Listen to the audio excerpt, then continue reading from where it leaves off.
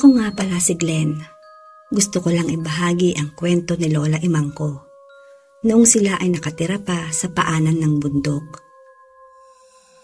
Sa gitna ng isang bundok sa hilaga ng Pilipinas, may nakatirik na lumang kumbento. Mula pa raw panahon ng Kastila na itinayo ito at naging tahanan ng mga madre. Ngunit ayon sa matatanda, hindi ito ordinaryong kumbento. Ito raw ay itinayo sa ibabaw ng isang lumang libingan ng mga paganong pinatay ng mga misyonaryo noong unang panahon. Mula nang iwanan ito noong ikalawang digmaang pandaigdig, wala na daw naglakas loob na tumira doon. Ngunit gabi-gabi, kahit walang tao, naririnig nila ng mga taga-baryo ang tunog ng kampanilyang kumakalembang. Isang gabi, 5 na kabataan mula sa bayan ang nagdesisyon na umakyat sa bundok para mag-vlog. Excited sila, dala ang kamera, mga kagamitan para sa pagbablog at baon ang lakas ng loob. Nagsalita ang isang leader ng grupo, si Ronron. Perpekto daw ang spot na yon para sa pagbablog sakaling mag-viral daw. Paano kung totoo ang mga sabi-sabi na may multo ng mga madre? Ang tanong ni Leia at halatang kinakabahan.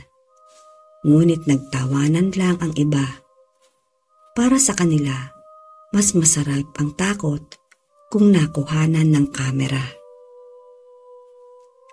Habang umaakyat sila, unti-unti nang kumakapal ang hamog. Ang mga puno ay parang may nakasabit na anino. At sa di kalayuan, naririnig nila ang mahinang kaluskos ng mga yapak. Ngunit paglingon nila, wala namang ibang tao. Nang marating nila ang kumbento, bubungad ang malaking gusali na wasak ang bubong at basag ang bintana. Ang lumang kahoy na pinto nakabukas ng bahagya at tila hinihigop ng dilim ang loob. Pagpasok nila, naamoy nila ang malansang amoy na bulok na lamin. Sa loob ay may altar pa ring nakatayo. May basag na imahe ng Birheng Maria at mga kandilang nakasindi kahit wala namang tao. Napamura ang isa sa kanila, si Leia. Saad nito ay may nauna na raw sa kanila. Ngunit sino naman ang magtsatsagang magsindi ng mga kandila rito sa gitna ng gabi? Habang iniikot nila ang kumbento, bigla nilang narinig ang mahinang pag-awit. Isang koro ng mga babae na nagdadasal ng Latin. Nang sundan nila ang tunog, napadpad sila sa isang lumang pasilyo na punong-puno ng lumang pinta at tribulto. Doon nila nakita ang isang bakal na pintong kinakalawang na. Nakapulupot ang kadena at nakaukit ang babala. Huwag buksan. Nakapako rito ang kasalanan ng kumbento. Bro, ito na. Jackpot content. Ang saad ng isa sa kanila. Sabay bitbit ng crowbar at pinilit buksan ang pinto. Sa wakas ay bumigay ang kandado at bumukas ang mabigat na pinto. Sa loob ay bumungad sa kanila ang hilera ng mga bangkay ng madre.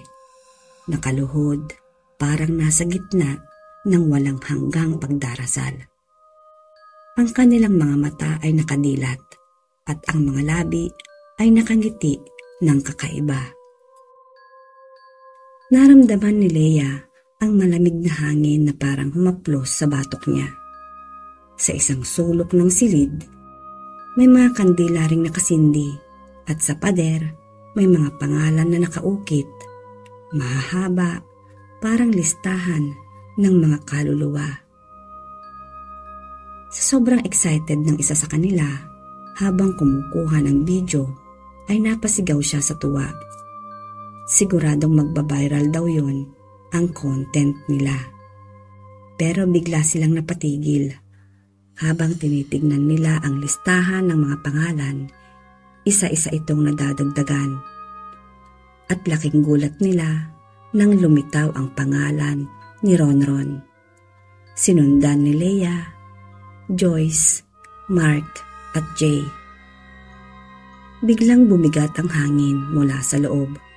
Muling tumunog ang kampana sa tore. Malakas na iyon at sunod-sunod. Nagsimula nang gumalaw ang mga bangkay ng madre. Unti-unting tumayo. Nakayuko ang mga ulo at sabay-sabay na nagdarasal ng litanya sa tinig na parang galing sa ilalim ng lupa. Napaatras ang mga kabataan, ngunit nagsara ang pintuan. Wala nang labasan. Sumigaw si Leia. Ano na daw ang gagawin nila? Sinabayan na iyon ng pag-iyak. Ngunit hindi na iyon nasagot kahit isa sa kanila. Tulala na silang lahat. Dahil ang isang madre ay nakakapit sa kanya at sa isang iglap, bumulong sa tenga ni Leia. Isa ka na sa amin. Nagdilim ang lahat ng ilaw. Ang huling nakuhanan ng kamera bago ito bumagsak ay ang sabay-sabay na pag-awit ng mga madre, kasabay ng mga sigaw ng kabataan.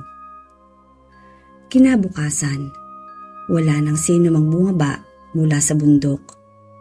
Ngunit gabi-gabi, simula noon, mas naging malakas na ang tunog ng kampana. At ayon sa mga taga-baryo, sa kwento pa ni Lola, kapag pinapakinggan mong mabuti, may maririnig kang mga tinig ng kabataan na nakikisabay na sa dasal ng mga madre.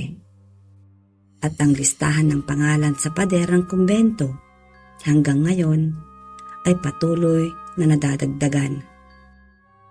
Kapag may mga nagtatangkang pasukin ang lumang kumbento sa gitna ng bundok. Sa isang pampublikong paaralan sa La Union, may kwento tungkol sa isang CR na hindi pinapagamit tuwing hapon. Matatagpuan ito sa likod ng lumang building na dating ginagamit ng grade 5 at grade 6. Mula raw noong 2009, palagi na lang itong nakapadlock bandang 3:00 kahit wala namang sira. Ayon sa mga guro, napansin nila na tuwing hapon may mga batang umiihi sa pasilyo o sa ibang palapag. Kahit mas malapit na ang CR, nang tanungin sila kung bakit, ang palaging sagot nila, ayaw naming pumasok doon, may umiiyak sa loob. Isang janitress naman ang unang nagkwento ng personal na karanasan. Bandang 4:00 daw ng hapon, naglilinis noon nang maalala niyang naiwan ang map sa loob ng CR sa lumang building. Wala nang estudyante sa mga oras na yon, kaya akala niya'y madali lang kunin. Paglapit niya sa pinto, bigla raw itong bumukas ng kusa. Tahimik sa paligid, walang hangin. At pagpasok niya, ramdam kaagad niya ang lamig sa loob. Habang kinukuha ang gamit, may narinig siyang mahinang hikbi. Tumingin siya sa mga cubicle, pero wala naman. Sa ilalim, huling pinto sa kanan, ay may nakita siyang sapatos. Maliit iyon, pambata at kulay puti. Lumapit siya at tinanong, "May naiwan pa ba rito?" Walang sumagot. Nang sinilip niya sa loob ng cubicle, wala namang tao. Paglingon niya sa salamin, may nakita siyang batang babae na nakatayo sa likod. Nakasuot ng lumang uniforme, basa ang buhok at maputla ang mukha. Pagpikit niya at pagdilat muli, wala na ang refleksyon. Hindi na siya bumalik sa CR na iyon.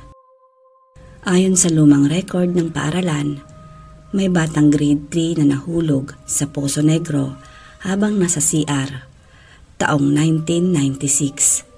Hindi agad nakita yon. Ilang araw pa daw bago na-recover ang kawawang katawan ng bata. Mula nga noon, maraming guro at estudyante na ang nagsabing may naririnig silang batang umiiyak sa loob. Minsan, may kumakatok mula sa loob kahit wala namang tao. Minsan naman, bigla na lang nagpa-flash ang inodoro kahit walang gumagamit.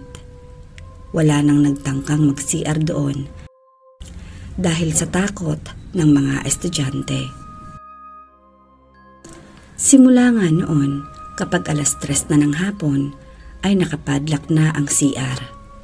Hindi dahil may sira, kundi dahil may bata raw na naiwan doon. At hanggang ngayon ay umiiyak pa rin siya.